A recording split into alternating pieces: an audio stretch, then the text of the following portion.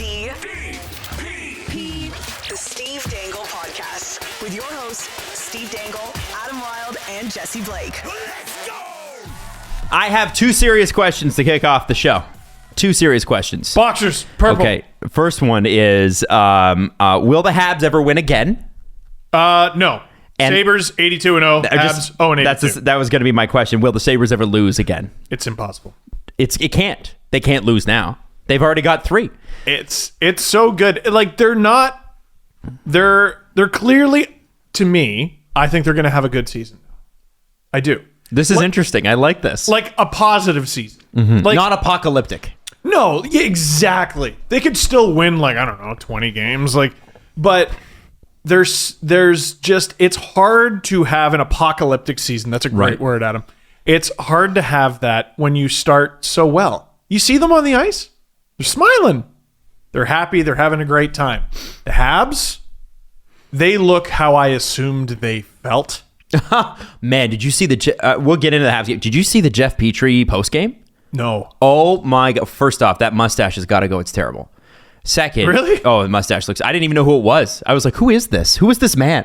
He doesn't, Who does is he this still have dad? the handlebar? No, that he no has in the handlebar. playoffs? That's the thing. It needs to be the handlebar. Oh. It's just, it goes to the end of the lip. I was like, he looks like an influencer for Pilsner. Yeah. Well, that's He actually does. a really good point.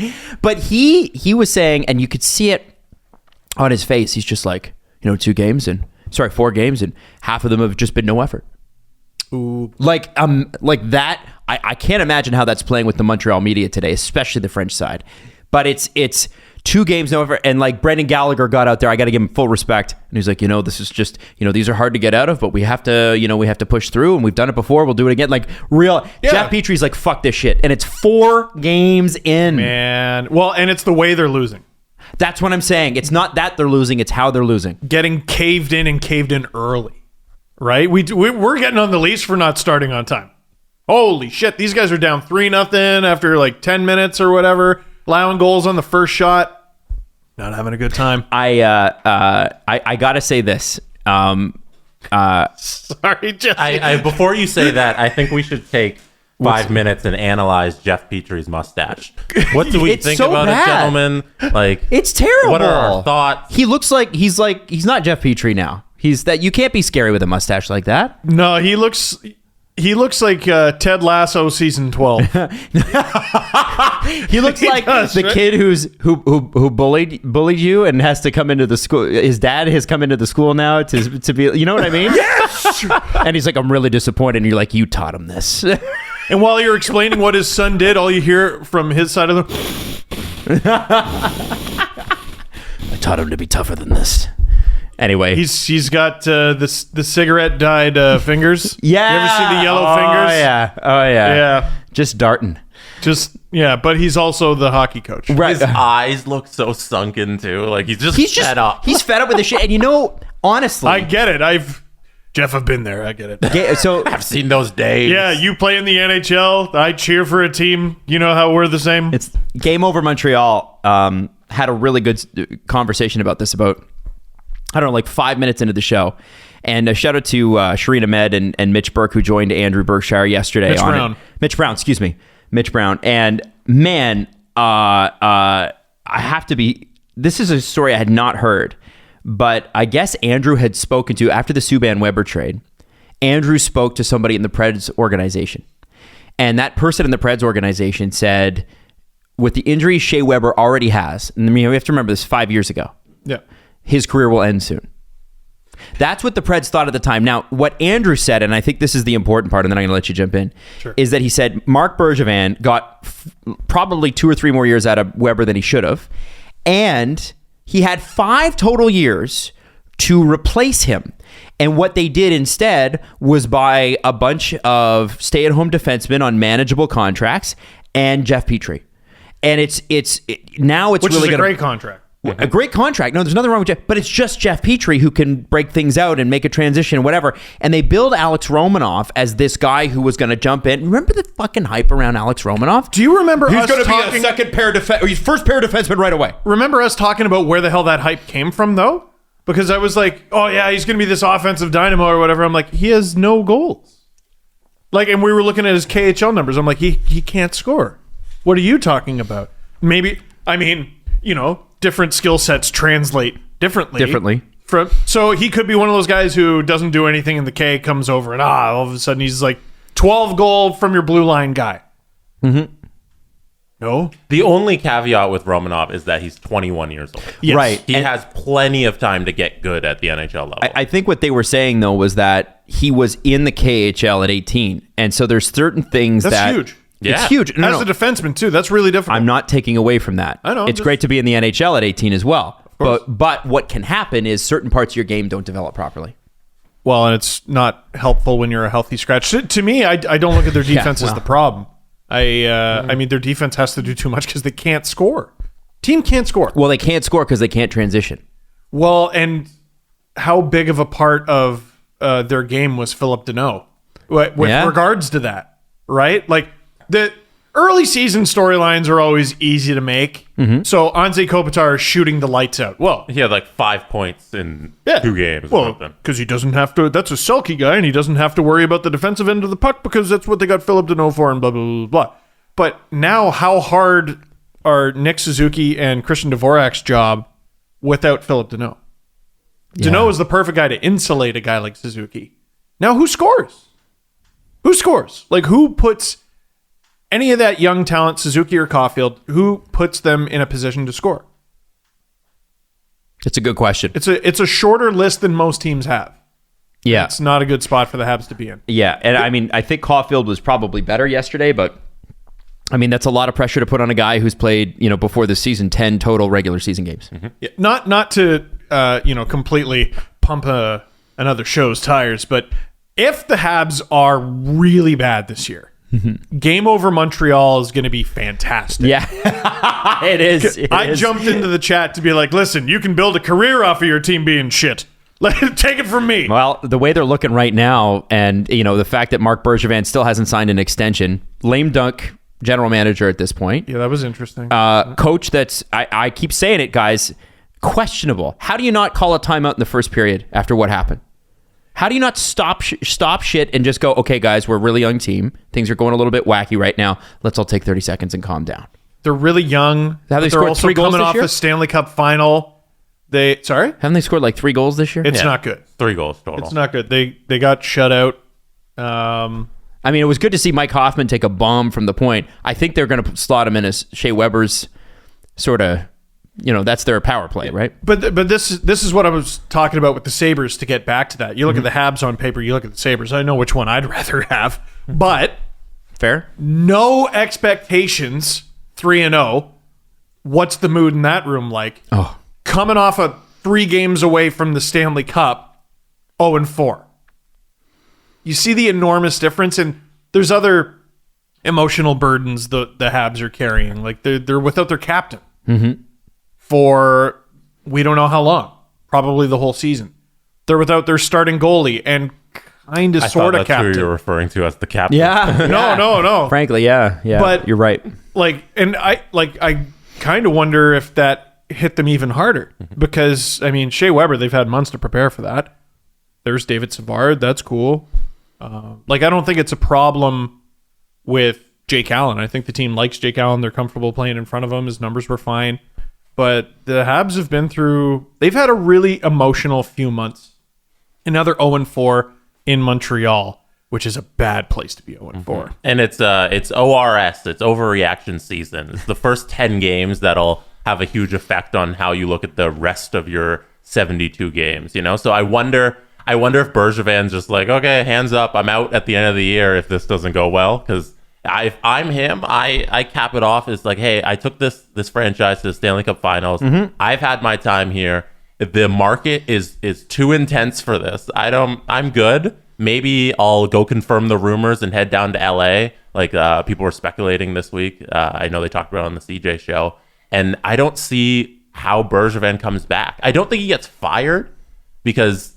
Do you want to kickstart the next guy's tenure during this run? Maybe you just let Bergevin play it out, and then you maybe let him go at the end of the season. But he's definitely not coming back next year. What a strange relationship. I do not understand his relationship with Jeff Molson. Oh, he's never going to be gone. He's gone immediately. Like, He can do no wrong. Who is this fucking asshole who took us to the Stanley Cup final and hasn't done shit about it? What? Like all this? He's gone. He's going to L.A. I think to me this dropped out of the sky. What? Bergevin going to L.A.? He's a Hab forever until this week when everyone said he's going to L.A. Right. and I'd never heard a bloody thing. And I thought, like, aren't Rob Blake and Luc Robitaille doing just fine? Apparently, his relationship with Robitaille is great, so that's why he might bring him down there. Okay. So he would go to LA as an assistant GM. I don't know what the role would be, Like, but I think we also forget like how old some of these guys are. Like maybe he doesn't want to be a GM anymore because it's really hard, and how much money is enough? You know what I mean? Yeah, I think if he'd want, sorry Jesse, No. if he wanted to sign the extension, I believe it would have been done. Mm-hmm. I think Jeff Molson said, "What do you want?" You got to move on at some point. It is hilarious to me, though. We could have said that in 2014, though. Well, I know. I do think it's hilarious that I keep saying the most secure job in Canada is NHL general manager, and he's just gonna leave. He's not even gonna get fired. That's the most secure job ever. Mm-hmm. It's the most secure job ever. How do you get fired? What could I possibly do? You know, I'm going to say something that's unpopular, but it's been bugging me for a while. Oh, God. And I think that given the investigations that have gone on with the Chicago Blackhawks, I think that maybe I have this sneaking suspicion. It's just what I feel. All of those guys, to me, are probably going to lose their jobs anyway. All of them, eh?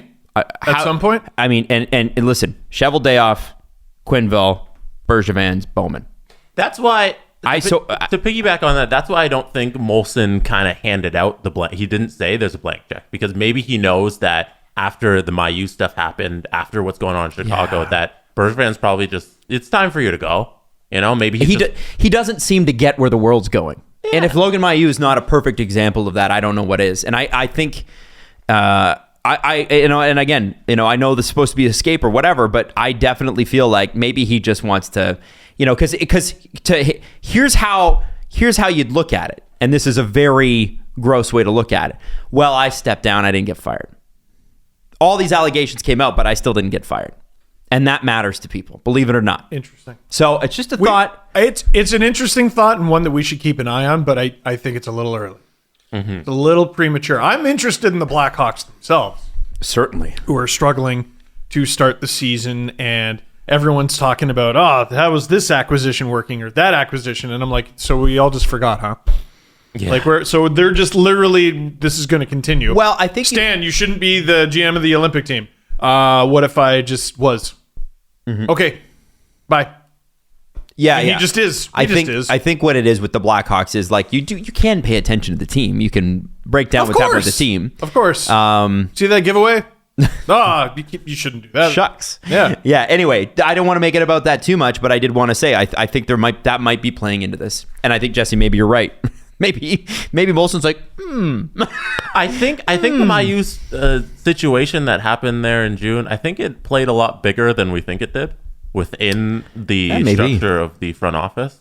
Because that's within the Habs organization. Within the Habs organization, because that's it was such an oversight, and it went to the top. It led to the owner having to make a statement about it. Yeah, and no heads have rolled for it. We always talk about dartboards. Mm-hmm. And that is a general manager creating work for his owner. Yes. That is the opposite of what a general manager is there to do. You're there to make the owner's life easier more than you're there to win. Yeah. Yeah. Bosses don't like employees that are always making them do work. You hire someone so that you can do less stuff. Yes. So they can do their job and you don't have to think about it. Yeah. Yeah. And you wouldn't believe how many owners are right in the room on transactions throughout the league all the time. Oh, yeah. You sometimes you probably ask yourself, and the more we get closer to hockey, because when we started this show, we were completely on the outside, no connections. As the show has grown, you start to get to know people who know things. And you just would be completely blown away, I think, by how many owners are actually in the room, or at least on the phone going, I want this player. And the GM going, no. And the owner goes, no, this is what we're doing. We were all in such a brain fog I think, like, at the end of July. I know I was. But the stuff from that draft was so explosive. I'm trying to... Oh, what the hell is his name? Trevor Timmons. Do you remember the Trevor Timmons clip? Where they're like, hey, so, like, why'd you pick this guy or whatever? And he just sat there in silence for 20 seconds. We all forgot about that clip? That was wild! That clip was fucking nuts. Yeah. That was crazy.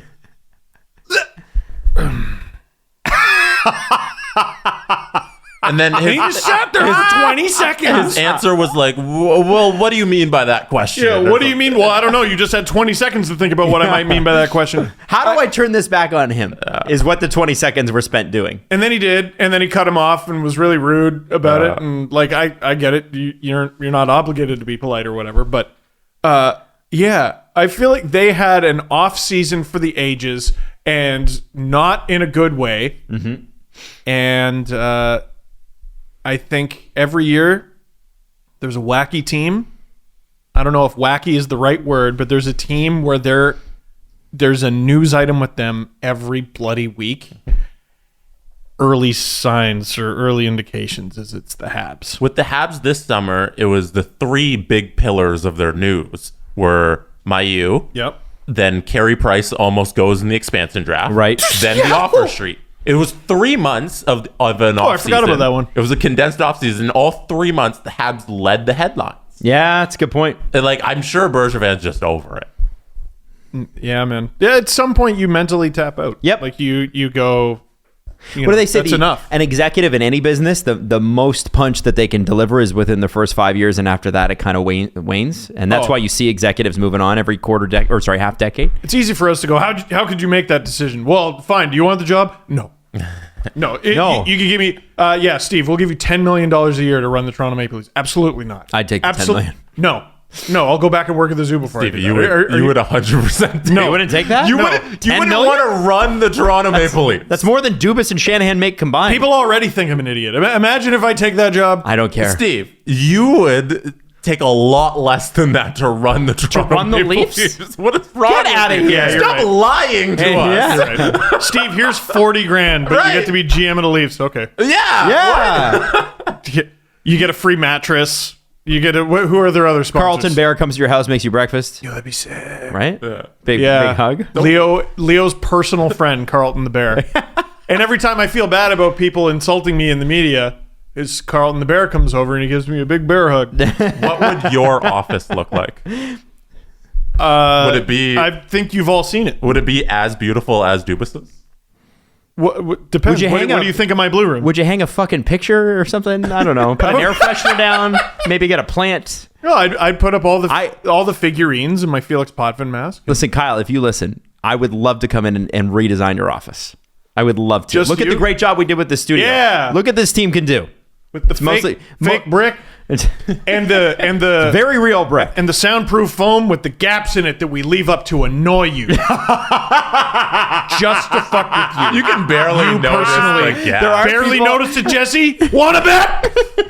Sorry. There are people that comment on looking that. for Very it. funny. Very, very funny. Okay, so I don't know if you guys realize this or not, but in his first 3 games, Connor McDavid has 9 points.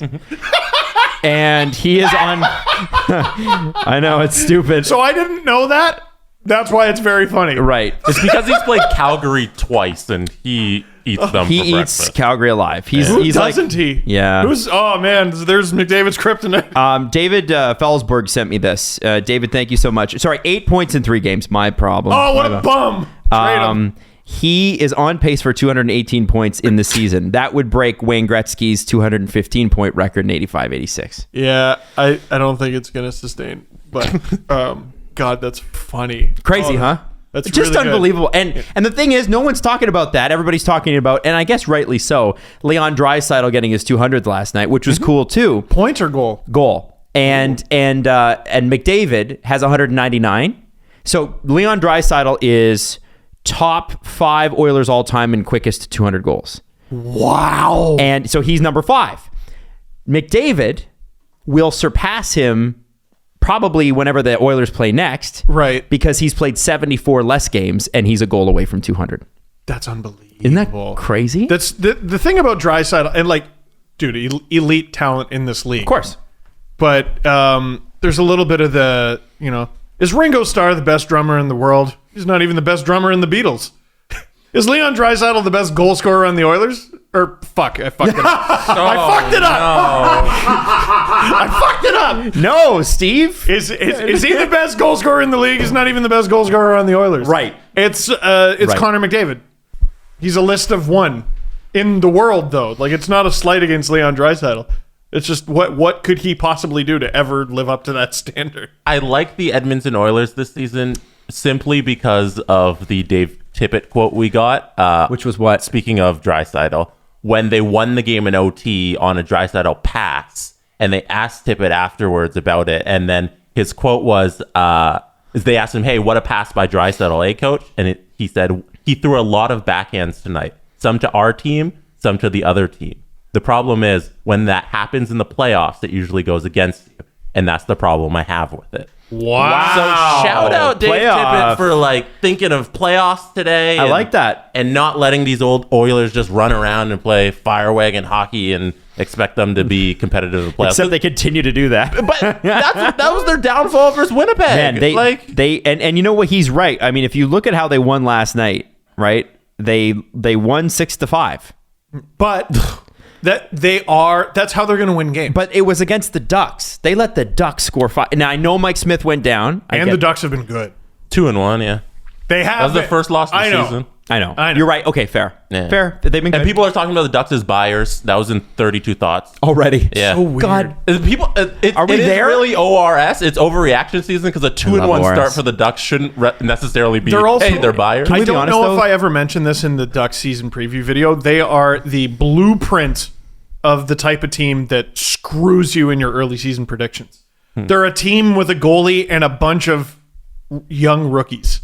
Damn it, that's the mystery box. That's the overachieving mystery box, and we all missed it. Anyway, congrats to Trevor Zegras on his Calder. I know Dom always talks about that in his computer models, is that when you have rookies or guys from other leagues around the world, there's a gap because the computer doesn't know what they're going to do in the NHL level. So you get that overachieving team when you have the bunch of rookies and the young guys. Yeah. It's interesting. It's fun to watch. It's been a fun start to the season. I love this, by the way. Dom, speaking of Dom, this tweet from 3 hours ago. After starting the season 3-0, the Buffalo Sabres playoff odds have moved up from 0.4% to 1.1%. Listen, that And then- nearly tripled. After starting the season 0-4, Montreal's playoff chances have dropped from 38% to 10%. Oh! That's not great. Not great. Anyways, the Oilers love what they're doing to start the season. Yeah. Good for them. They're Oiler. they're fun. They're Oilerin. They are what you said they would need to be in the season preview, which is just score a shitload of goals. Too many teams try to get better by being what they aren't. And the Oilers are trying to get better by being more of what they are, which is a team that can't really defend, but they score a shitload of goals. Mm-hmm. I'm annoyed by how much Oilers Twitter likes Zach Hyman. Let us mourn. Let us be sad. Yeah, but you didn't get him for the 8th year, Shelbyville, with your turnip juice and your freaking 6th round pick that you got to hold on to. I hate it. I hate how... I hope this I don't year, hate it because I love Zach and I want him to succeed. I hope this year they find a way to translate this play to the playoffs because for the last 3 seasons they haven't been able to do it. So I hope this year it kind of works. It depends who you ask, because if you look at the numbers from that series against Winnipeg swept them, but they got dominated 4 straight times. Wasn't it like 3 overtime games? 2 maybe? It was definitely 2, and the 4th and deciding game, I think, went to triple OT or something like that, and it really did end with a fart. Mm-hmm. And if McDavid gets a couple power plays, if any penalty is called on him, who knows if they're in the second round? Yeah, maybe it would be great for a team like the Oilers to succeed in the playoffs, just for the fact that it would be nice to have somebody other than a team that literally just grinds your bones win. And I mean, I know the Oilers of the 80s had a tough element, but that team just scored piles of goals. Let's be clear on that. Grant Fuhr, 6 cups and all, was not there are people who will make the argument he shouldn't be in the Hall of Fame. I think that's crap. No, but it's not like he wasn't Patrick Waugh, he wasn't Ken Dryden, he wasn't, you know what I mean? And the Oilers were good, but they weren't like nobody looks at the 80s Oilers and be like, defensive stalwarts. No. Boy, shut you right down. I think that, they won games because they had Wayne fucking Gretzky and Yari Curry. Yeah. And then Mark Messier on his second line. Paul Coffey. Yeah. Paul Coffey scoring 150 points as a defenseman. Yeah, go through the list. So I would love it if the NHL would allow for and officiate for a team like the Oilers that is all skill and all fun. Because wouldn't it be great to start seeing 7-6 playoff games? How exciting would that be? Did you see the overtime last night with Minnesota? No, I was too mad. I was too mad. Were you too mad? No. The Jets and Wild. Oh, I have Vasilevsky and Hellebuck on my fantasy team, and I'm getting screwed. And what I hate about that is I'm losing, but more so that Jesse was right. My goalie strategy sucks. And dude, did you see what led to the overtime? Scheifele scores on an empty net. And it's offside! Kyle Connor. Yeah, Kyle Connor 2 feet over the... I didn't see that. Yeah. Wow. Yeah. So they have a face-off, puck goes the other way, and they tie it, and then blow it! And then, the fans actually were leaving, and then once the goal was called back, they all came back to their seats in Minnesota. And what was crazy, it was you get... It's literally... Remember NHL 2012, where you would just pass it across, and then went to the other player, and it would be in? That was it? It's literally Kaprizov through the defenseman's skates to, I think it was Eriksson Ek or... he had the hat trick. Yeah, it's just crazy. Imagine how upset I was with Hellebuck and Scheifele on my team. I missed out on the Scheifele goal points, the win points. Damn it! You got to spend your draft capital on guys who are so far ahead of the next positions in the score stat that you want. So a McDavid is worth anything you pay for him because he's going to triple the third place guy. So you're getting 5 different guys in one guy. So you don't want to spend it all on goalies where you can just pick up goalies on the waivers and just flex them. My thought was I agree with that thinking, but my thought was but if there's 2 guys, it's these 2, Vasilevsky and Hellebuck. The Jets are on the way up. The Lightning are the friggin' Lightning. I'm safe. And I think between them, they've had, 4 6-goal games. And that's all going to turn around. We're a week into the NHL season. No, overreaction season rules. Let's not. No, and I got Kyle Peterson chilling on the bench, and I'm like, no! No. This is all... What about Jock Peterson? Did you draft him? No, I didn't. Or Jeff Peterson. From the Atlanta Braves. Jake Peterson. Yeah. By the way, shout out to Julian McKenzie, who actually texted me. You could tell he was listening at that moment because he's like, you're looking for Hendrix Lapierre. And then we figured it out eventually. We figured out the name. We get tweets like that. Yeah. Julian shot me text. He's like, the name you were looking for is Hendrix Lapierre. I was like, okay. All right. I said that segment was a mess. He's like, it's okay. I really enjoyed it anyway. I'm like, thank you, Julian. Well, I enjoy your show too, Julian. So how about that? Sorry, it's called Canadian anger. It's too long though. What is?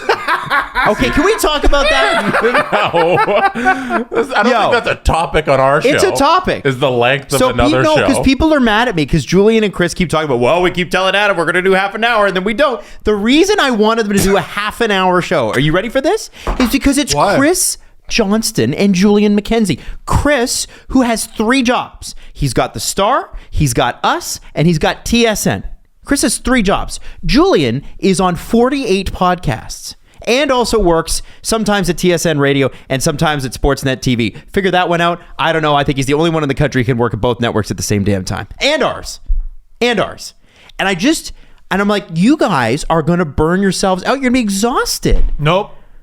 What if we did So that was the only reason. It was because I cared about them. Give the people what they want. More. It's a very good show. No. I'm never listening and go, this feels long. Well, that is true, but I guess I'm just thinking here's what I'm thinking. It's the beginning of the season. You know when you guys ever do cross-country running? I know what you're about to say. You don't sprint at the beginning. You sprint at the end. Oh, that's why I always lost. And so you don't want to be and I was just thinking like you guys are going to, it's not even February yet. And February is where it gets hard. Yeah, but Chris is a distinguished 40-year-old man who can make his own choices. I know. Happy birthday, Chris. Oh, yeah, it was his birthday over the weekend. Happy birthday, Chris. Man, I can't believe that guy is 40 now. Come on. Yeah, but he doesn't look a day over adorable. Am I right? That's true. He's a man. He's 40. Okay, let's talk about Evander Kane. 21 game suspension for using a fake vaccination card will be the sole penalty, according to Elliot Friedman at 32 Thoughts. No further punishment. And they've investigated the gambling, and they've investigated the spousal abuse alleged. Could not substantiate either. Doesn't mean he's guilty or innocent. It just means could not substantiate. But what's interesting here is, well, there's so many things going on. Obviously, there's the enormous debt that he has taken out against his contract. So remember, he took a lien against his contract for gambling, and he owes that money. Beyond that, he's lost $1.3 million because he's not eligible to return until November 30th. So because he did this fake vaccination card, he will lose $1.3 million for a fake piece of paper. Can you imagine? I don't know. The things that I would do for $1.3 million are they're bad. Would you host a podcast? I would. I would. Would you? I'd have to be do GM of the Leafs. I'd have to be 18. Yeah. I'd have to host 18 podcasts minimum. But the thing is, I gotta ask. We heard the rumors this summer about how the team doesn't seem to like him. Like the players have asked the GM, please do not let him back to camp. Mm-hmm. They can't trade that contract. And even, he's a valuable player on the ice. But there's suspicion about the gambling thing, about him betting on games. And there's suspicion about, there's alleged abuse, right? And then you've got this debt thing that he has to deal with. And what's frustrating is that he said like 3 weeks ago about something else. Who are you going to trust, Gary Bettman or me? And it's like, man, I remember going to bat for him and going like, if this guy has a gambling problem, like get him some help. But at this point, like what do you even say? Yeah, Adam, you said, okay, so let's give him a clean slate. Let's wipe it all clean. Let's forget everything we know about Evander Kane, everything that's ever been alleged. All right. Yep. So we're gonna forget allegations. All right. Tracksuit. We forget all that baggage. We forget the stuff with the Winnipeg Jets, and we even lump it on the Jets. Oh, they were bullying him. Mm-hmm. That was his fault. Bufflin. And the money phone. And no, that was just him having fun. Leave him alone. And we forget about him taking a helicopter to a Jays game when he was on the Sabres. Do you remember that shit? Yeah. And I forgot that. Yeah, did that happen? But that's just fun. It's just fun. He's just going to a Jays game. He's this young millionaire. Why not go to the Jays game? So we forget about all of that. Do you know that he I think he either cheated or got into a fight with his girlfriend, and then bought her a billboard on the Sunset Strip to apologize. Yeah. We got to forget that happened. Okay, so no, we're gonna forget that happened. Didn't happen. We're gonna forget all of it. Okay. The gambling allegations, betting on his own games, and there's a long list of things to forget. It's a lot. And even Adam, who I thought, like, God, you were in the middle of saying it, and I'm like, this is so poignant, and I haven't heard anybody say it. Like, addiction is addiction, right? So if he needs help, he needs help. So we're going to forget all those things. We're going to pretend they never happened, okay? And I'm saying this genuinely. Yeah. So, pretend his name's not even Evander Kane. It's some player new to the league you've never heard of. You bring a fake vaccine passport? What are you, fucking stupid? He's a non-option to return to the National Hockey League. No team in hockey can employ this person. Stupid. That's a really genuinely stupid, dangerous, selfish thing to do. What the fuck are you thinking? And if you're someone, and if you're listening to this because his name's in it, if you're someone in his life and you're enabling this stupid shit, maybe even egging it on, maybe even encouraging it, what did he come up with this stupid fucking idea, or was it you? You're ruining this person. You're ruining a life's worth of hard work. A fake vaccine passport. A league with 800 players. You thought you were going to be the one to get away with it. Fucking stupid. I have more respect for the guys who at least come out and say, I'm not getting it. Yes. Yeah. Yes. And how often are you going to hear me say that? What, are you fucking stupid? And if any other player gets caught with it, what, are you fucking stupid? It's not even a him thing. What a genuinely stupid fucking thing to do. And I have done stupid fucking things. That is a stupid fucking thing. And it costs you $1.3 million. Piece of paper. For a piece of paper. And remember, we're forgetting every other thing. We're forgetting that money could be going towards this or that or that. We're forgetting every other thing. Imagine if in your life you lost $1.3 million because you're fucking stupid. Sorry, guys, I don't really have anywhere else to go with that. I think you hit the nail on the head, Steve. Yeah, I don't think That's there's much enough. else to say. That's enough. It's embarrassing for an adult person to do that.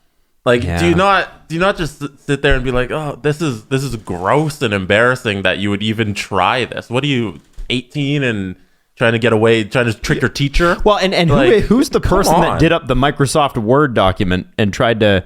Do you know what I mean? Like, who's that guy? What kind of place are you in? Some other, I don't know, huckster who Just latched on. and scams money out of people. And I mean, there's no shortage of people like that. Oh yeah, you see it around the NHL all the time. Who they see a mark, right? They see Yeah. a vulnerable target in a guy like him, and they're like, "That's mine. That's a meal right there," and they get it done, and they move on to the next one. They're not going to lose $1.3 million. I do have sympathy for this person, like I do, because I hate seeing anyone suffer. I hate seeing anyone ruin what they've built. But at what point are we done with this alleged adult? That's enough. That's enough. All the things that we said we forgot. Well, now let's live in a world that is this world where we can't forget any of them. And you did this stupid fucking thing. That's enough. He can't play another game in the National Hockey League ever again for anybody. That's a guy who could really use that money at this point in his life. Well, who couldn't use 1.3 million? Well, he can use it especially because his debts amount to much more than that. Yeah. Well, and that's the thing, right? Is that like you might make $50 or $60 million throughout your career, but if you owe 20 million, you have spent 70 million or 80 million, and he is less rich than anyone listening to this show. Hey, I got one. Why is it only 21 games? I think there must be some rule with that. I assume it's CBA. I hope It's so. always CBA. There has to be. It's probably written down somewhere where this is max. This is the fine for doing this thing. Also, we didn't even talk about like the medical implications of doing that. You're walking around as a vaccinated person, but you're not really. So you're skipping all the protocols that you should be taking if you're not vaccinated. That's unforgivable. Like, shouldn't be doing that to other people. It's something an asshole would do. You want to play with an asshole? You want to pass the puck to an asshole? You want to coach an asshole? You want to manage an asshole? You want to sign paychecks for an asshole? Phrasing. You want to play with an asshole? No. Sorry, I didn't, as it came out of my mouth. Okay, I'm just going to stop occasionally, speaking. sometimes. Yeah. I mean, God, we don't judge you. I'm not against it. Yeah. Okay. Are you for it or against I'm it? for it. Like the Sharks sound done with him. With his asshole. I'm just gonna. And the rest of his body too. The Sharks are done with the asshole and the fins. And I'm gonna do what I did a few minutes ago and forget that I even said that. Please, somebody clip that. no, please. Me staring Jesse in his eyes and go, "You want to play with an asshole?" I was looking down because I was trying to see if there was anything in 32 Thoughts about this being a CBA thing, and it doesn't look like there is. CJ had something about so they can't terminate his contract. Yeah, the NHL and NHLPA won't allow that. Okay, fine. He doesn't have to play for you ever again. The team does not want him. Mm-hmm. Every other team he has had previously does not want him. Mm-hmm. We'll see. When are we done? When are we done? I assume Evander Kane is on the ice in late November. That's just mine. You think so? And eh? maybe he gets it right this time. How many times have man. How many times have we been down this road? Hockey player does terrible thing. They'll never play again. Hockey player plays again. Plays again immediately. Hey, here's $1 million. Come play for the Hurricanes. Like, yeah, it's just... Don't be a fool about this. The only, he's on the ice. The only one, I know, but I'm saying how I feel. Yeah. Like, the only one that I can remember that never played it, well, it's two. One of them got paid, which was Mike Richards. I still don't know what happened there. The LA Kings will pay him forever and shady ever. as hell. That is shady, and I would love to know. I want to know what the fuck happened there. That's always sad. What's the story? So he had Dean Lombardi, and this is in 2015, I think. Mike Richards was a good player, big part of their 2 Stanley Cup runs. Oh, yeah. But he was like a fringe player, and then he was caught at the border with something to do with prescription drugs, where he wasn't supposed to have them. Yeah. They weren't prescribed to him. And the Kings were in cap hell. Yeah. And they tried to use that incident as a way to get out from under it. And it went to arbitration, I believe. And they pay him like $1 million a year till like 2030 or something. It's forever. And I don't know how they manage that. And my question has always been, and we know from the Jimmy Hayes situation, the Derek Bugard situation. Did you see that report with Rick Westhead? I saw it. I haven't had a chance to read it. Derek Bugard was taking 1,000 painkillers a year. Wow. And Jimmy obviously had that stuff in his system. And my question with that whole situation, why it seems so shady to me, is where do you get the pills?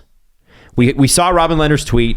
And that's why I feel like that story went away, because I think I know where he got the pills. I don't know for sure, but I can guess where he got the pills that he was illegally taking across the border, which he did not have a prescription for.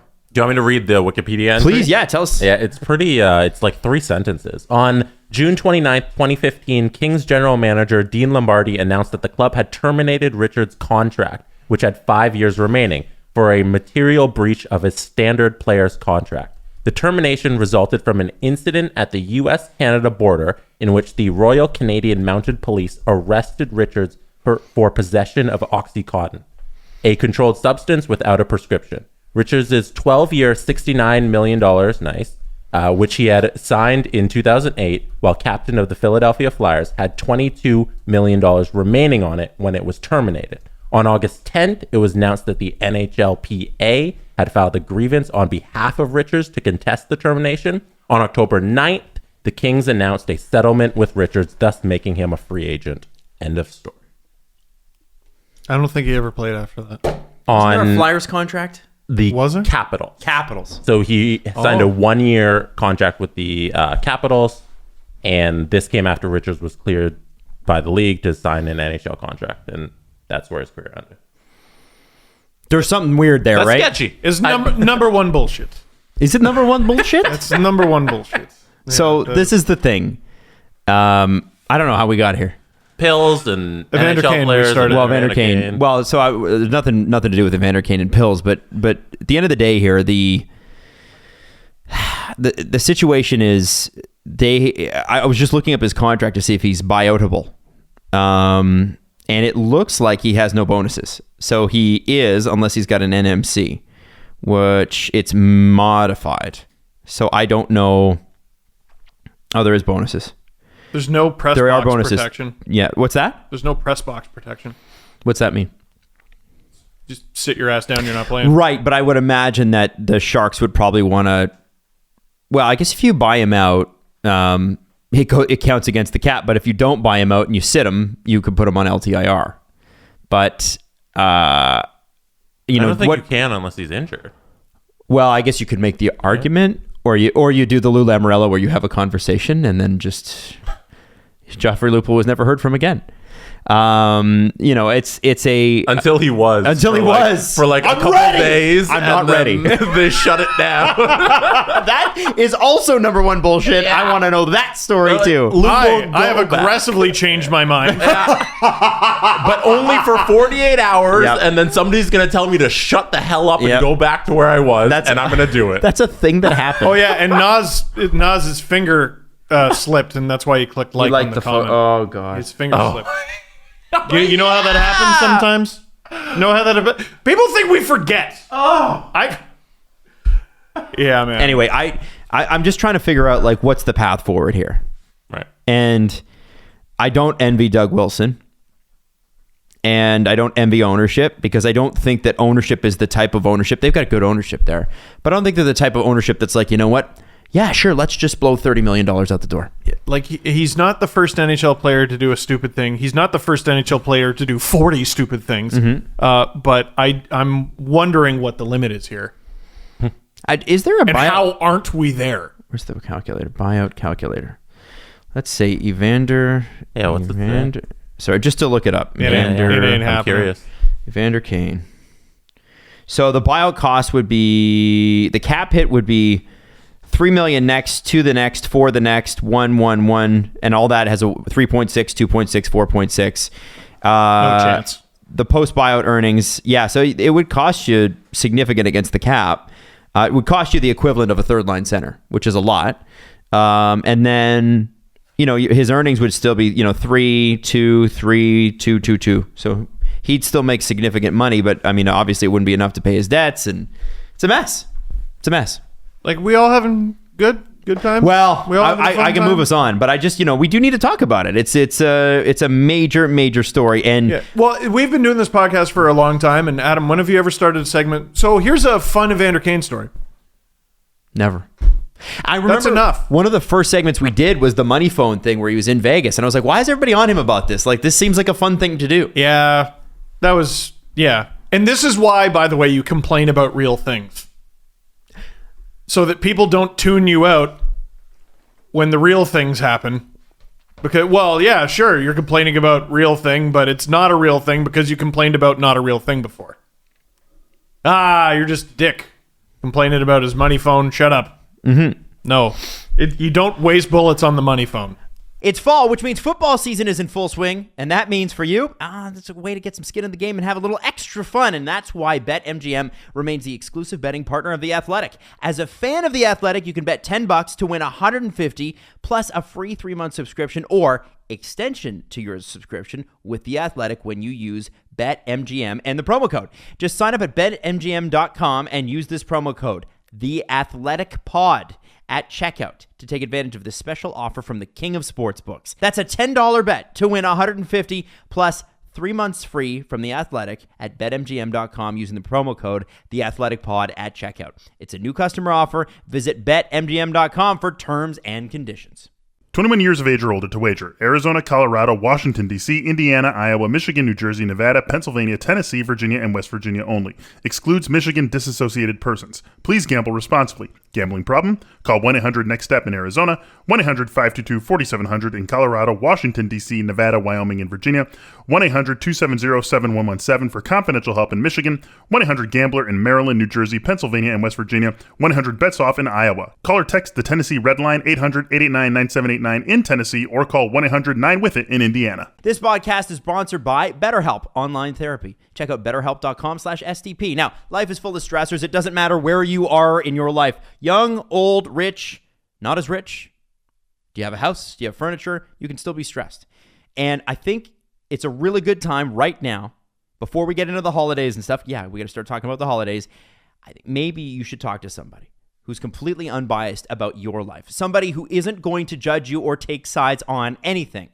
When there are things you can't tell anyone, or you feel like you can't unload it in your family and friends, and you need to unload it, that's what therapy can be for you. And BetterHelp is customized online therapy that offers video, phone, and even live chat sessions with your therapist, so you don't even have to see anyone on camera if you don't want to. It's much more affordable than in-person therapy, and you can start communicating with your therapist in under 48 hours. Unload those stressors. This podcast is brought to you by BetterHelp. And use the promo code STP. You'll get 10% off your first month at BetterHelp.com/STP. That's BetterHelp.com/STP. In New York, it seems like people are turning on Chris Drury pretty quickly here. This Kravtsov thing is... There's a lot more to this than I thought. Like Lias Andersson, it was a story and then it wasn't. Kravtsov he's in Russia right now. He doesn't want to play in the KHL. He wants to stay in the NHL. He wants a fresh start. He's a 2018 first rounder. And I guess Gerard Gallant's been calling him and saying, like, come on, you should come back. But beyond that... come on. Beyond you that... ever tried that? I don't want to play for you anymore. Well, players love Gerard Gallant. We know that. But I'm just trying to figure out, like, I've seen some Brooksy columns come out that are a little bit harsh, but Brooksy can be that way. New York can be that way. New York can be that way, for sure. So my question is there smoke here already? Are we having another season of New York Ranger hockey where this legitimately good team is going to have a pile of off-ice distractions again? It's interesting. Because I've noticed it throughout the league. The mood is still off. Like in the world. Like I know that doesn't help the hockey conversation necessarily, but people are mad and people have a lot less patience for anything. That's why, starting the season 0-4 is bad. Going through what the Rangers went through at the end of last season and building all this hope around your young, promising prospects, only to have one of them say, I don't want to play for you anymore. Sorry, two of them say, I don't want to play for you anymore. Well, how is a Rangers fan supposed to have any patience for that? Yep. Similarly, did you see the footage out of Chicago?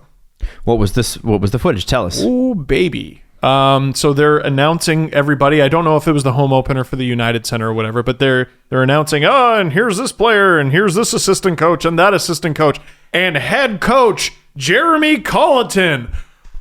Boo! The whole building booed this guy. Really, really bad. And Brian Burke didn't want to fire Ron Wilson many years ago. But the way he described it is it would be nothing less than cruel and unusual torture to let him coach another game at the Air Canada Center at the time. And at what point is it going to be anything other than cruel and unusual torture to let Jeremy Colleton continue to coach the Chicago Blackhawks? Those are two large, grumpy fan bases right now. At least the Rangers got some cookies. Hey, Panarin scored, and it was in overtime. We like both those things. That's cool. It was on the road, but whatever. It's cool. And it's against the Leafs, and who doesn't love fucking dunking on the Leafs, right? Who doesn't love... It is the second-ranked trophy in hockey next to the Stanley Cup. Dunking on the Leafs. It's an easier one to win. Yes. Oh, yeah. It's way easier to win. It gets passed around the league every year. Just no one's got any bloody patience anymore. It's been beaten out of people. I misquoted. It's Rick Carpiniello that I think was talking about not Brooksy. Not Brooksy. I don't think it was Brooksy. So I apologize for that. And Blue Shirt Blog was tweeting about the fact that Chris Drury, the Rangers have a Chris Drury problem. This is interesting. Bro, he just got there. I know. I think I tried to send the warning signal, from the raft when you fire into the sky. When I pointed out during our season previews that James Dolan went rogue in May and fired Jeff Gorton and I forgot his name, John Davidson, randomly in May because he was upset because they didn't handle situations correctly as James Dolan wanted. And he brought in his guy, Chris Drury, who was the AHL GM and then like the associate GM as well. But that was clearly his guy. And we don't know what to expect from Drury. We don't know that he's a good GM because he didn't build this Rangers team that was looked on the precipice of something really good. And now it's been a couple months and we're seeing that, hey, he made a deal to go get Ryan Reeves. And that was his big deal. And the start to the season isn't that great. And nothing happened versus the Capitals. Did anybody notice that? That there was zero anything from Reeves and Wilson? Like... Maybe you shouldn't have done that. Okay, so here's what we got here from Blue Shirt Blog. I think this is important. Chris Drury problem extends far beyond his management of Kravtsov and Lias Andersson. Drury was at the center of both fallouts with top 10 picks. At best, Drury is a poor personality as a manager. However, at worst, what we are seeing with this play out is Drury appears to be just as whiny as Kravtsov. This is someone in a senior leadership role berating prized assets and top 10 picks. Whiny and personal feelings should be out the door. Now, that is, it is kind of now. Who wrote that? That would be... What is this thing you're reading? Dave. It literally just says Dave. Yes, Dave made our show. This blog is Dave Shapiro. And Dave does not hold back, but he's right in the sense... Here's what he's right about. Credentials. here's what he's right about. You know, Dave. It's Dave Shapiro. They don't link that properly on their thing. I guess. Okay, so here's what happened. According to Arthur Staples' piece, Drury was at the center of the Kravtsov drama. He told Kravtsov he quit on the team when he went back to Russia, despite Kravtsov having an out clause and being a teenager. Then he publicly chastised him in the bubble in 2020, and then I guess there was a pretty rough exit interview. Because, like you guys just said, what did Chris Drury build? Well, he was doing the AHL team, and what do these two guys have in common? They were AHL players. And you know, speaking of people who don't have patience, Russians. You wrong me twice, that's more than enough. I'm fucking off back to Russia. You figure your shit out, you trade me, go fuck yourself. Mm-hmm. That's interesting. I don't know what the translation of that is. I don't either, but it's interesting. Yeah. What? I think this is, I don't know, let's play a game called Steve's Overthinking. Okay. What I often see with guys like James Dolan, or at least there's a vibe with James Dolan coming off of the Rangers. Sometimes I look at these rich and powerful guys who feel like they've been wronged, and I'm like, were you ever actually bullied? Ever, like in your life? Because, listen, I don't want anyone to be bullied, but like, I was bullied, and you learn some life lessons from that. And what? This is a dangerous road. No, I know. Don't ask for No. He's acting like a guy who's never had to deal with it. Mm-hmm. Like, the way they deal with it in the movies is they have a big dog, and I'm going to go out and get I'm going to get an even bigger dog. And then they just, there's just no development there. He is, for lack of a better term, he handled the Tom Wilson situation like a child.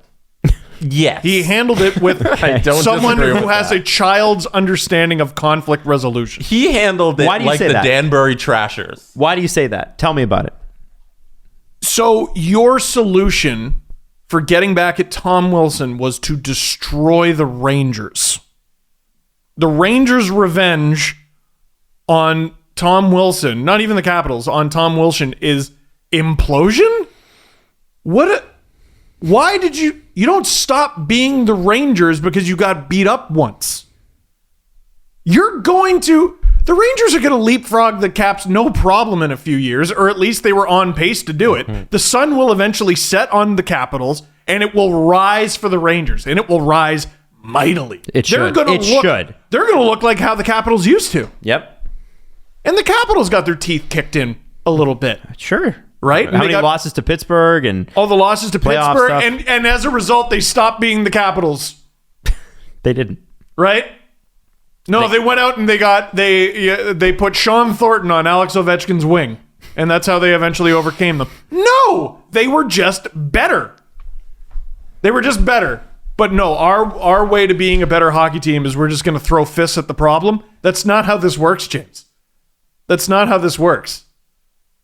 We haven't gotten there in the podcast yet, but Monday night, the Leafs, they dominated the Rangers in every aspect of the entire game except for one damn goaltender. Yeah, but who won? The Rangers. I'm just imagining him like a kid running around his office going, James Dolan champion! Carrying the James Dolan championship. He made himself a belt that he wears with him. Like he's gay. Anyway, yes, Jesse? Seeing the Leafs at full strength with Matthews versus the Rangers, it wasn't... They lost the game. So, yes, James Dolan can run around in his underwear with his hands up. Champion! I did it! I'm the 8-year-old champion of the world. And Tom Wilson, I'm coming for you next. I'm going to beat your butt in your face, stink face. But outside of goaltending, there wasn't a lot of promise you take away from the game from the Rangers. Yeah. So, except for Adam Fox, who is oh my god, devastating. Best defenseman in the league. Yeah, I should mention that. Well, and they still, even on a night where they're not playing very well, every time Zibanejad gets the puck, I'm like, oh shit, and like he's a real clenching player. Oh yeah, same with Panarin.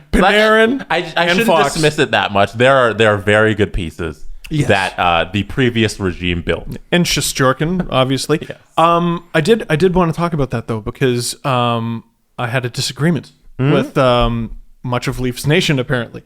Because I said in my LFR, I go, I go, yes, the Leafs greatly outshot the Rangers. How many of those shots were dangerous? And then what I said in the video was, name 5. Sorry, before overtime. Overtime was stupid. That was another beast. But before overtime, I go, name 5 big saves Shesterkin had to make. Name 3. Name 2. Right? Because I didn't think it was that many. Now people were really lathering me with the stats. Look at this stat. Look at this chart. Look at this. You know what one I really distrust, and I gotta say I really just. Oh, look at this scoring chance chart. Who the hell gets to judge whether or not it's a high danger scoring chance? Is That's it just because it's in a certain area? What was the... How many high danger scoring chances does Ilya Mikheyev have? Every scoring chance he has is a low danger scoring chance. You know what I mean? Because it's him. Yes. Well, okay. On that point, and this is interesting because how data is collected does play into certain things, and you can't look at one game. That's why we always kind of extrapolate over the course of a season. Of course. But what was there was I think it was Montreal, and this is back when people really cared how many hits your team threw during a game because they actually saw that as a metric for success. Don Cherry used to quote it. Everybody was like, "Wow, Luke Schenn leading the league in hits." Yeah, because the Leafs never once had the puck. But nobody looked at it that way as late as like 10 years ago. It's crazy. But who was the one where like the hit counter was through the roof? There was a team. Islanders. Yeah. Islanders. They had like 100 more hits than anybody else. And then it came down to somebody was there and judged like a slight graze as a hit. Bing, bing, bing, bing, bing, bing, bing, bing, bing. It happens with rebounds and assists in basketball. Like the home team always gets some phony rebounds and assists. You know, you give it to the guy, even though the pass really never led to the shot. Or guys who, to get a triple-double, they'll miss on purpose and get their own rebound, which shouldn't count. That's happened a couple of times. Yes. That's such a shitty thing to do. And it always looks ridiculous when they do it. Anyway, sorry. I brought up the Shesterkin point because I was doing my morning stretches and listening to Sheldon Keefe address the media. You know, like you do when you're on the floor listening to Sheldon Keefe. And he said something that made me go, you know what? I don't know if I was entirely right with my point about Shesterkin, but I was at least halfway there. Mm-hmm. He goes, well, we had a lot of clean looks on him. A lot of them were too clean. And I was just like, oh, yes, Sheldon. What does that mean? Yes. Tell me what that means. Here's exactly what it means. They're clean looks because no one's in front of the net. What did we learn from the Amazon documentary? What do we know about this team? What do they lack? What are they trying to do? When they go up and they get Bunting and they go out and they get Richie, what are they trying to do? They're trying to score playoff-style goals. They got lots of clean looks last year. They got lots of clean looks against the Habs. Too clean. I'm not saying stand in the way, but I am saying when there's one good shot, it's good to get the one good shot. When there's one good shot, stand in front. It could be 2. Could be 3. Could be 4. Could go in the fucking net. Well, why does it seem like they get goalied so often? That's it. I was just going to say, how does Anton Forsberg and then Shesterkin come in at Who's George Vezina next week? Well, who's on Who's Friday? the best goalie in the league Jose. next week? Aiden Hill on Friday. Aiden Hill or James Reimer, come on down. You're the new reigning best goalie in the league. Reimer's not there anymore. He's there again. Yeah. He's resharked. Yeah. He was great as their backup for like 5 minutes. They're good with his asshole. They liked it. That's not. They brought it back. Can you imagine if someone skipped over that part and just got to you saying that and they don't know what the context is at all? If you're that person, leave a comment. I want to know what you think we're talking about. Anyway, if they don't adjust, and we know Keefe is trying to get this message across to them, if they don't adjust, they're just going to keep playing Dominic Hasek in 1999 every night. Every night. It sucks. Doesn't it suck? Doesn't it suck when you work really hard and you shoot and you don't score? You know what's more fun? The opposite of that. Scoring a big old bunch. That team just drives me out of my mind. I have to tell you, seeing Matthews in the lineup, he's stupid good. Didn't he have like 14 shot attempts? Yeah. 16. He had 8 shots and 16 attempts, and is ridiculous poke check. And nobody on that team ever has a right to ask for a contract within $2 or $3 million of whatever he makes in a year ever again. whatever his next deal is with the Leafs, and it will be with the Leafs. Yeah, okay, sure, he'll be with the Coyotes. By the way, the Coyotes are doing, just as an aside, they're for the relaxed dress code and the walk up with the lights and everything. Yeah. So sick. Yeah, good work. Loses its fire a bit when they get demolished. Right. Yes. I still appreciate that. Some theater, for God's sakes. It's nice. Looking great to lose. I know. You know, you saw Russell Westbrook walking in like a Scooby-Doo character yesterday and just throwing up bricks at the LA Lakers game. Oh, really? Oh, yeah. It happens. You still can look stylish and be bad. Yeah. Why? I mean, listen, at least you get one of two. But my thing with the Leafs, I got a little distracted. Imagine you look like crap and you play like it. No, it's better. You're right. It is better to be one of two. Matthews is going to sign here. I know that. But what I would say as the next, whoever the person is doing that contract, is no one can make within $2 or $3 million of what he makes. Okay. No one can. No one on that team dominates the ice the way he does. And that's not an insult to any contract. I don't need Marner trending. Don't be a fucking asshole. No. But Auston Matthews it's not head and shoulders. It's everybody else's. Everybody else is like to his skate. He is so good and so dominant when he's on there, and he's coming off an injury and missed training camp, a good chunk of it. Let me say something here. The hate on Mitch Marner is far too much. It's insane. He's an elite player in this league. He started struggling a little bit. He's going to get it back. Yes. And when he gets it back, he's going to be another elite player in this league. He's going to contend for, the Art Ross is Connor McDavid's until he decides to not do that anymore. But whatever the runner-up for that, he's going to be in the mix for the scoring race. Top 10. John Tavares, I think, is a wonderful leader. I think he's a hard worker. I think he's an excellent net front presence. I would trade both of those players for conditional sevenths just to get the cap space to keep Auston Matthews. Mm-hmm. I would trade both of them for conditional sevenths and never think of them again to sign Auston Matthews to, I don't know, what do you think the number is, Austin? That's the one we're going with. The organization has never had a player like this. Ever.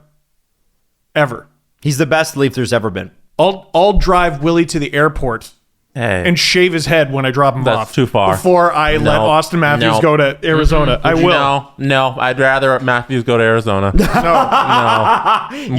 You want screw Calgary, I'm not from there anymore, William Nylander over Auston which Matthews? is hilarious. I want the Swedish king, William Nylander, to stay here, and that's all I'm asking for. That's very funny, by the way. Yeah. He's like, I'm not from there. He didn't say he's not from there, but he's not. My mom had a similar situation. She was born in Edmonton because my grandfather was bound and determined that she was going to have a Canadian citizenship. But 2 weeks later, they moved to Pittsburgh, and my mom's like, I'm an American. Why is that allowed? What do you mean? What? Canada? She gets citizenship forever because it's like, you were born here. You put in your 2 weeks. You're born here. Yeah, I guess. That's why that's allowed. Yeah. Can you imagine they didn't give you citizenship if you were born here? As I was saying, is that not a problem for you? No, that seems ripe for abuse. I don't know. I'm going to shut up and have chocolate. Yeah, I hate when these people immigrate from the womb. Don't you, Adam? They better come here and work your hard. Your mom bullshitted the system. When's that segment on Maryland coming? All right, Stephen Ford over here. Yeah, really. Hey, that's a low blow. If these babies aren't working hard, get out of here. You only spent 2 weeks in this country, but you were born here. I don't want you to consider yourself a citizen. You really see why he gets shoved in a broom closet anytime anyone needs to win an election? Shut up, stupid. Okay, so Nick Kyprios tweeting about Kucherov. Talk is Kucherov injury stems from a groin injury he first suffered in the first game versus Columbus in 2020. Holy shit. That may not have healed properly, may take some time to know complete damage and best course of action. Hopeful for the Lightning that the ballpark is 10 weeks and not the full season. Wow. That's insane.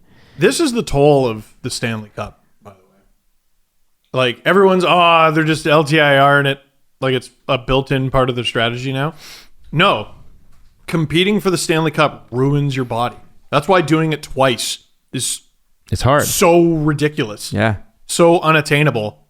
And why so many players who do end up doing it are never the same again. Tell me the Lightning are going to call the Sabres about Jack Eichel. Come on. Yeah, no, it's looking more realistic. Come on. You guys thought it was crazy. I did, because there wasn't a path forward, and now there is. The other thing is another person who's out 10 weeks minimum, which sucks, is Nick Robertson.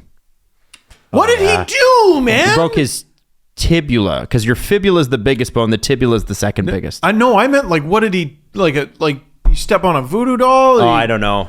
And it's a shame, That's because you got two seasons where he starts literally game 1 or game 2 with an injury, and the pandemic.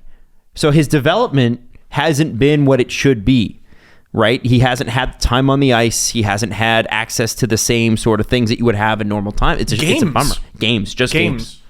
And games against peers. Like that's what's so important about junior hockey. He was the best goal scorer in junior hockey, and he had another full season of being that ahead of him. Nope. Not anymore. Not anymore. You're not allowed. Okay, well, I'm going to play in the NHL. All right, cool. Yeah, you look good, and you're hurt.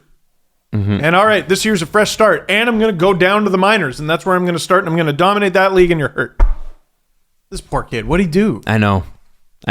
But you got to hope that he can come back. Like Andreas Janssen was one that same sort of thing, came back from the injury and was unfreaking believable. And I think he played some games in the playoffs for the Leafs, and then he went down and won the Calder Cup with the Marlies.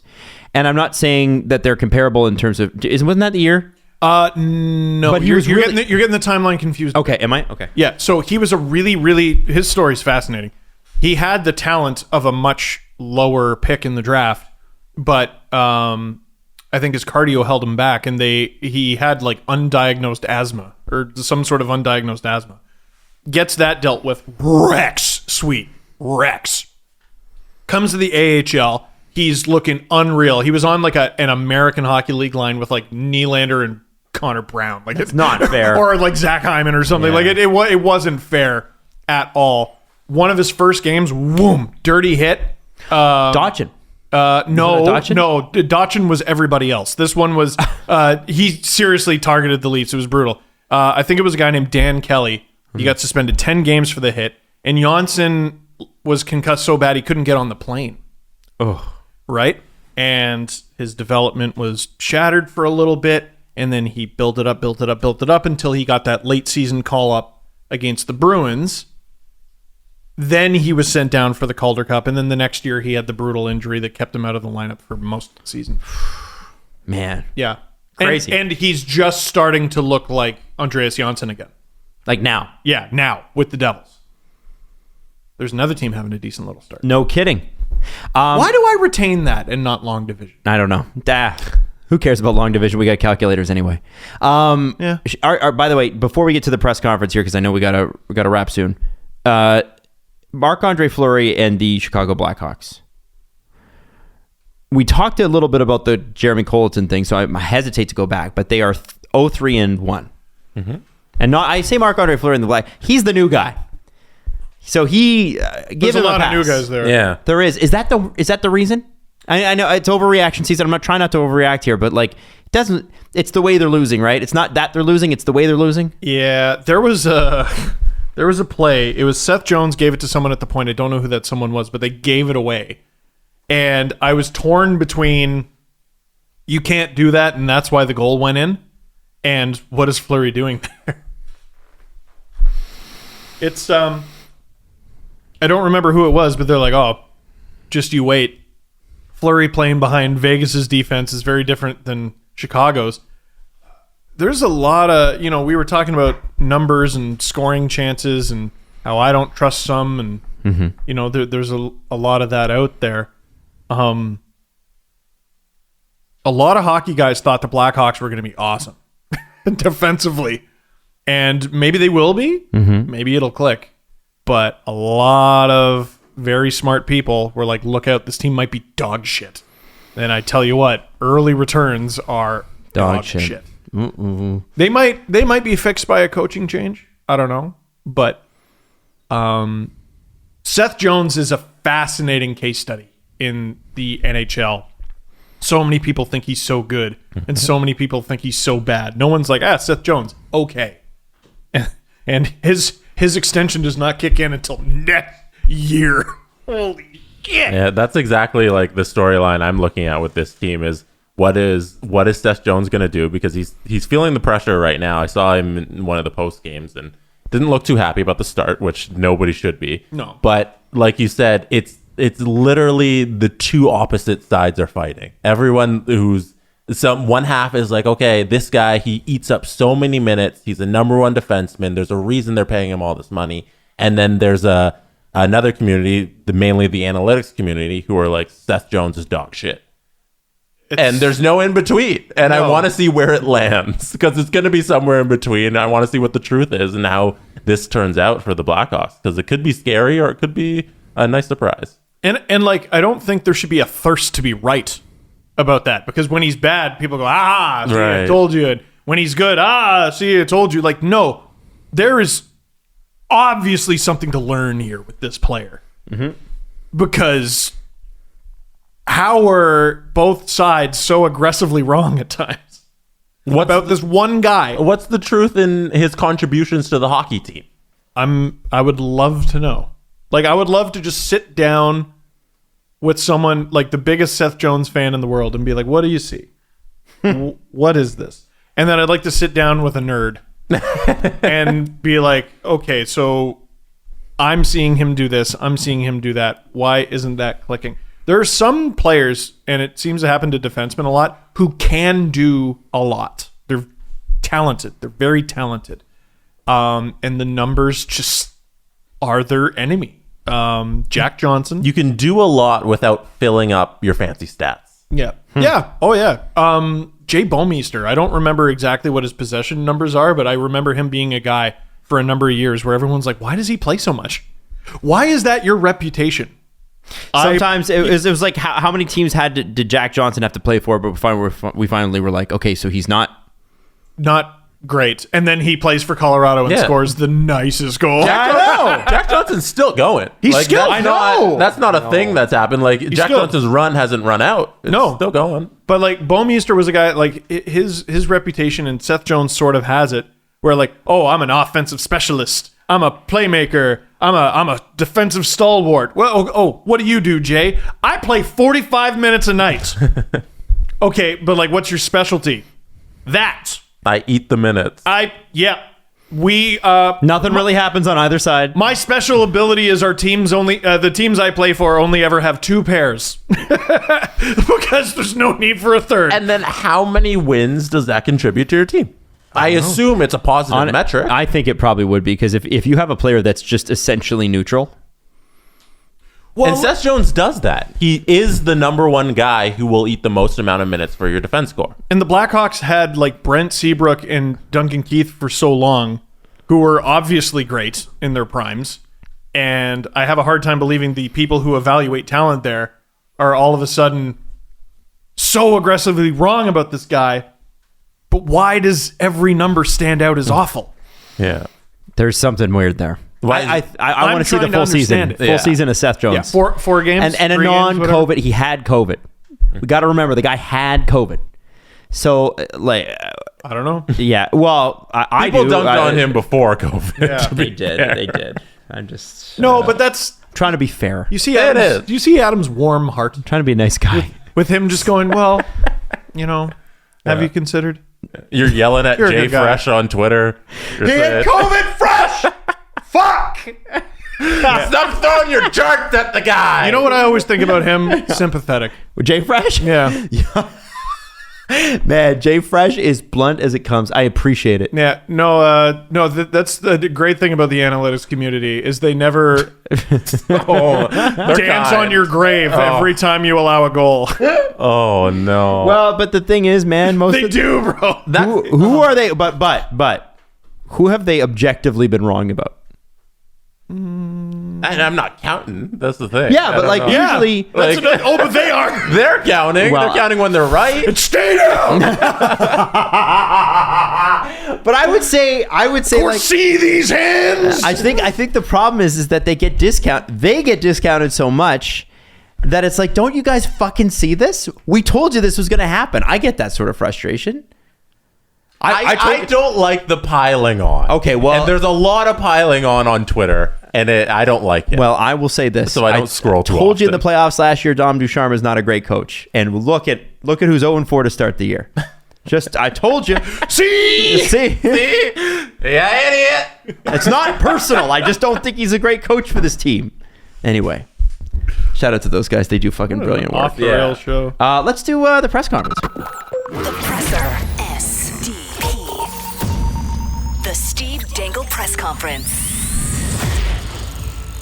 Sorry to do this breaking news. According to Chris Johnson of the SDPN. Mark Bergevin, speaking at an impromptu availability with Montreal reporters after his team's 0-4 start, says he won't make a roster change just for the sake of making a change. Oh, I thought you were going to say stepping down. But you know that he's talking in front of the team because he's going to be the dartboard now, right? Because that's his job. That's his job, is to step in, be the dartboard. I just thought that was relevant to the conversation. Man, but 4 games? Remember how long did it take Todd Richards with Columbus because Sergei Bobrovsky had a slow start? I think it was like 8. Honestly, be watching Montreal. If they don't turn this around. Didn't Ducharme just get an extension? Mm-hmm.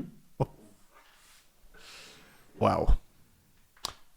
Adam, I ran this by Steve before the show. Okay. And I want to run it by you live on the podcast. Okay. So someone asked me, Boop Master Ben said, Jesse, what's your plan A, B, and C approach for rebuilding the Sabres in GM mode? Oh. So tonight on Twitch, I'm going to be rebuilding the Sabres. Oh, that's sick. In franchise mode. I can't wait for that. I'm going to watch that. So it's gonna be a fun stream.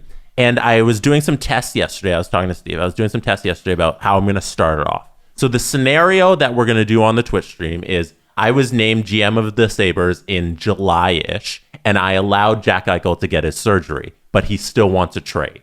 So you have to trade Jack. So the first thing I'm going to do when I fire up franchise mode is trade Jack Eichel. And he is not injured anymore. He can play because I let him have the surgery and he got it all done, and he's back and he's playing. So that's the scenario. Got to suspend disbelief a little bit. Yeah. Well, we got to play make believe. It's Yeah. fun. It's a good time. I like that. So the trade I think I'm going to start off with is Jack Eichel to Calgary for Tkachuk and Lindholm. Do you think that they're going to go for that? Yes. So I know it works. So I know I can start there in the game. Oh, that's a great start. But that means he could get more. So Steve, when I told you that, what did you tell me? Well, I was saying you should at least move up. So what could make it work is Calgary's first is included in the deal and Buffalo's second. So even if Calgary were to win the Stanley Cup and Buffalo were to finish dead last, you'd be moving up from like 33rd to 32nd. Right. You know what I mean? But that probably wouldn't happen. So you'd be moving up. I don't know. You could move up all the way to. You can't top 10 protect that pick. No, I don't think you could do that. No, if Calgary loses, They should be able to do they that. lose. Why don't they have that? That's easy. You're right. They should do that. But anyway. Yeah. Okay. Do you think that that's where I'm going to start? I like that. You like it? Yeah, here's the thing. Lindholm is a bastard to play against, and Tkachuk is a bastard to play against. And what are the Buffalo Sabres coming into this year, ignoring how they've started? What do they need? They need an identity. Anybody. They need an identity. They need something. So if you're going to come to Buffalo, you might win, but you're going to hate it. That's a great way to start. It'd be a team that represents their fans. Yeah. Yeah, the underdog. All these goddamn Toronto people come buying up all the tickets. I like that. Anyway, I think that's a great start. Mm-hmm. My question is going to be, and we can save this for the stream, who do you sign as a goalie? Because you're not trading for one, right? Ristolainen, was Ristolainen traded in August?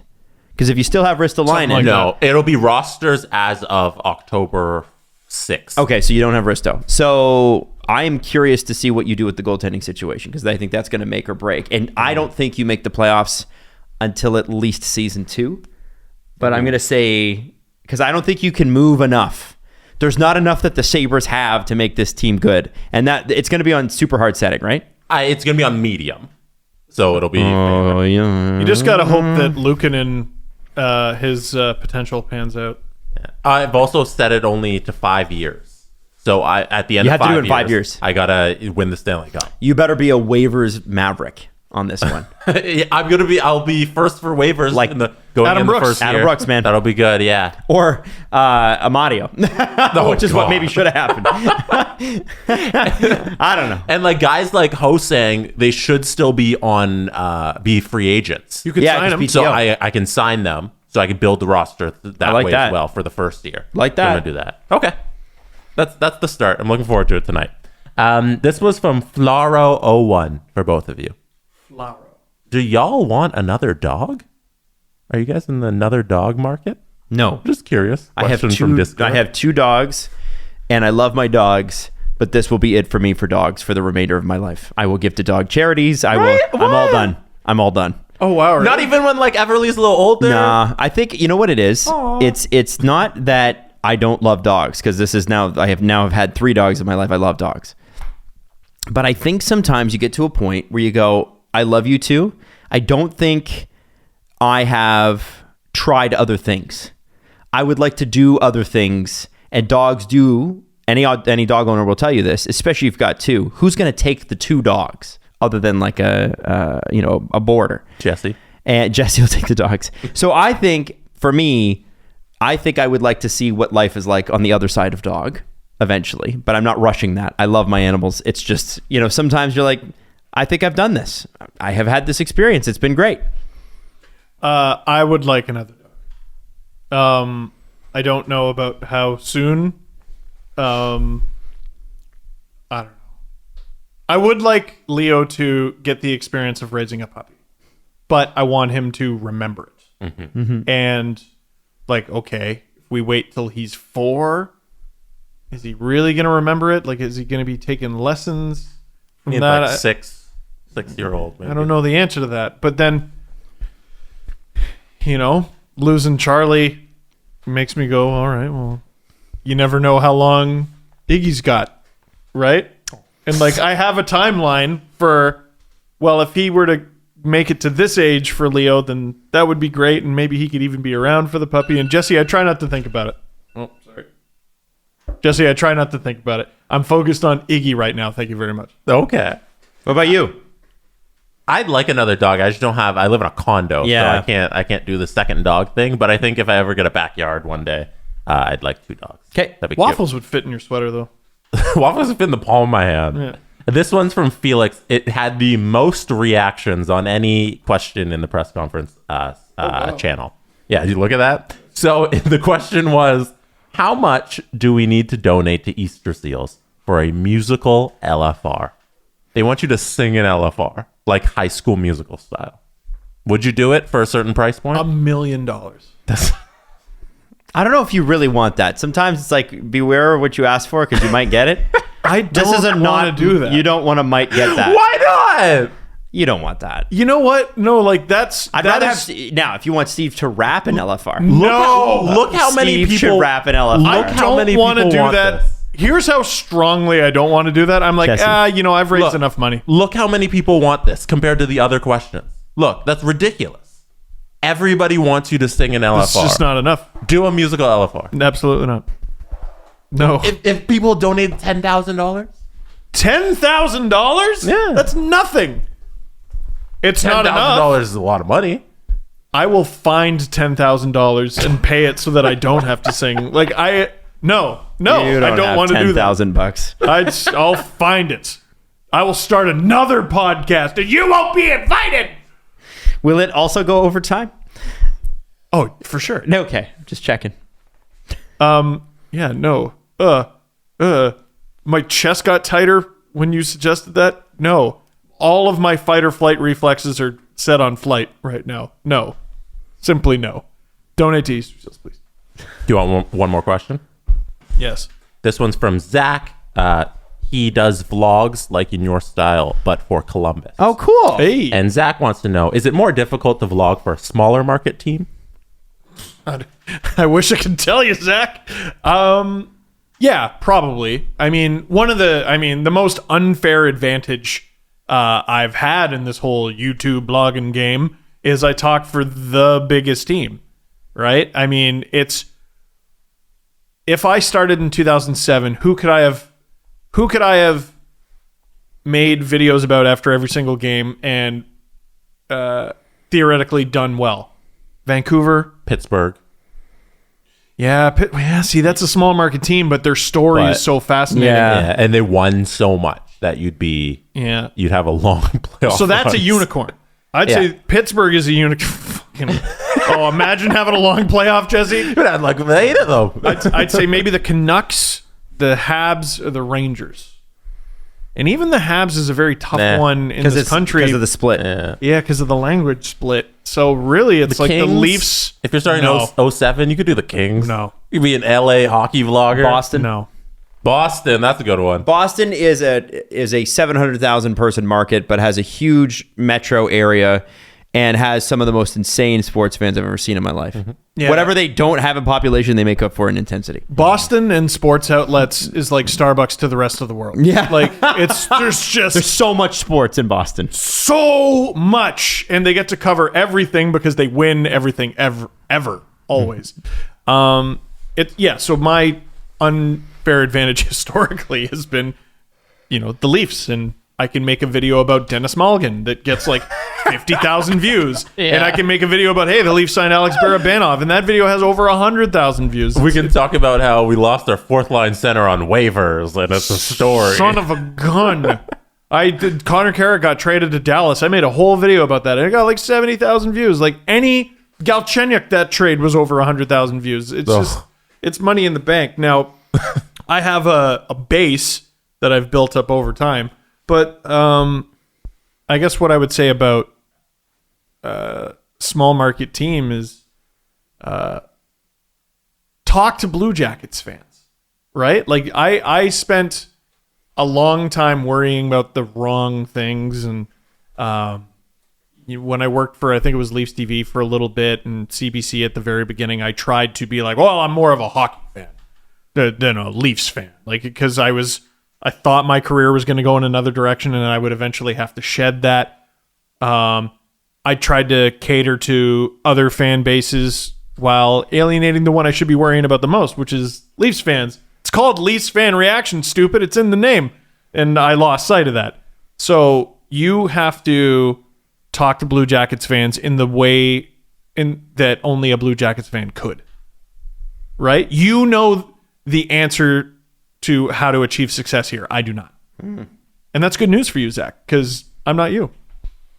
I can't wait to start the Zach Dangle podcast with Zach. A couple of things before we go. It's actually Zach Dalpy. Mark Bergevin says Shea Weber hasn't had any surgery since the end of last season, will not be back this year. When asked if he was holding out hope that he would resume his career, Bergevin said it's a long shot. Wow. And Bergevin also said that in a perfect world, he would like to be back as Montreal GM next year. But what else is he going to say? Yeah, right. I would also like to add before we go here that we should have an announcement on the next show coming to the SDPN. That's right, another one in the next week. We got more. And actually, it's funny. People have asked, like, well, how many more? I'm like, you don't get to know that. Adam Wilde be like, I don't have an announcement. Yeah, we do have an announcement coming. I don't know the particular day yet, but I definitely think that it's going to be very, very soon. What is it? What, the new? What's the announcement? Yeah, what is it? Tell us. Well, that's the thing. I'm teasing what is it? The announcement. What is it, though? But I can't talk about it. No, what is it? Can you just press the button when we get out of the show? Adam, what's the announcement? Why don't you tell us that? No, I'm not telling you the announcement. We have a big show on the way. What is it? Okay, you know what? You tell me what you think the announcement is. Who's coming to the SDPN? Huh? Oh, so it's someone joining the SDPN? Yeah. Oh. Is it a new show? Well, I just said announcement on the new show. I was too busy. I was focused on my M&Ms. Okay, well, there's a new show coming. Who do you think it'll be? Is it your mom? Discord, sdpn.ca, or you can just leave it on YouTube as well. I think it's his mom. Follow the guys on Twitter at Steve_Dangle, at Adam WYLDE, and at Jesse Blake. Connection complete.